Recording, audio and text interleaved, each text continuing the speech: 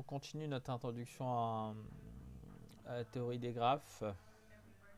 Donc on avait vu la dernière fois tout ce qui dit arc incident à l'intérieur et arc incident à l'extérieur. Donc à l'intérieur c'est à l'extérieur c'est x extrémité initiale, à l'intérieur c'est x extrémité terminale ou l'inverse, je ne me rappelle plus. Alors si on prend un sommet x ici, donc il peut avoir un sommet successeur y et un sommet prédécesseur z. D'accord? Donc du coup, donc ça c'est son successeur, ça c'est son prédécesseur. Donc ça, on appelle c'est des sommets adjacents à x. Ok? Donc ça, ce sont des sommets adjacents à notre point x. Et que l'ensemble des sommets adjacents est noté toujours avec cette notation de Claude Bergin, parce que là ça revient partout. Donc c'est une union de l'ensemble des sommets qui sont prédécesseurs et l'ensemble des sommets qui sont successeurs. Donc ça, j'avoue c'est une définition un peu théorique. C'est quoi la notion de deux arcs adjacents? Donc là, j'ai un arc U et là j'ai un arc Y, j'ai un point U et un point Y. Donc là un arc A, U de l'extrémité initiale U, extrémité terminale Y qui va de U à Y. Et là j'ai un arc B qui va de Y à Z. Ok, Y, Z.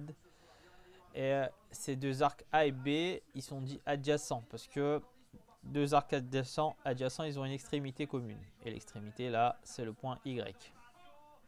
Donc ça, c'est ça. Puis on n'est pas loin de finir.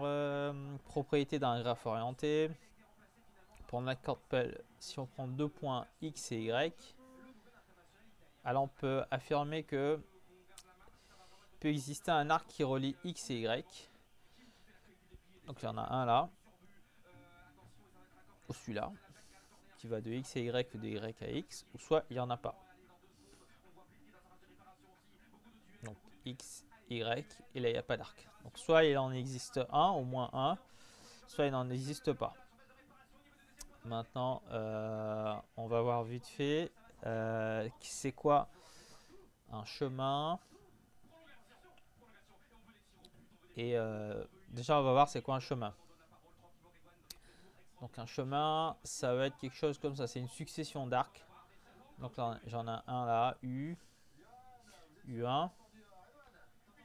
Là, on a un autre point, U2, U3. Donc ça, c'est un chemin. Ça, c'est un chemin. Alors, c'est quoi un chemin? Donc du coup, on remarque quelque chose là. Donc si on le note, C. Donc C égale, je sais pas ce que ça foutrait là, U1, U2, U3. Donc un chemin, c'est quoi? C'est une section d'arc pour lesquels donc du coup cet arc là, donc ça c'est l'extrémité initiale, ça c'est son extrémité terminale, mais cette extrémité terminale c'est aussi l'extrémité initiale de cet arc là. Donc je sais que c'est la définition du truc, c'est que l'extrémité terminale d'un arc, sauf le dernier, est l'extrémité initiale du suivant. Voilà, extrémité terminale ici, extrémité initiale du suivant, sauf le dernier point qui est toujours extrémité terminale. Maintenant, c'est quoi la longueur d'un chemin? Donc, c'est le nombre d'arcs qu'il compose. Donc, on peut dire que longueur de C égale 3, là, par exemple. Et un circuit, on finit là-dessus, c'est un chemin dont les extrémités initiales et terminales sont confondues. Donc, si on avait quelque chose comme ça, là, donc, et voilà. Donc, dans ce circuit-là, U1, U2, qui fait une sorte de boucle là, avec les arcs, là, c'est bien l'extrémité initiale du chemin là, c'est ici là, et c'est l'extrémité terminale. C'est donc l'extrémité initiale de U1, c'est l'extrémité terminale de U3. Donc du coup, il y a une coïncidence des points, donc c'est le même point, et donc ça, c'est ce qu'on appelle un circuit.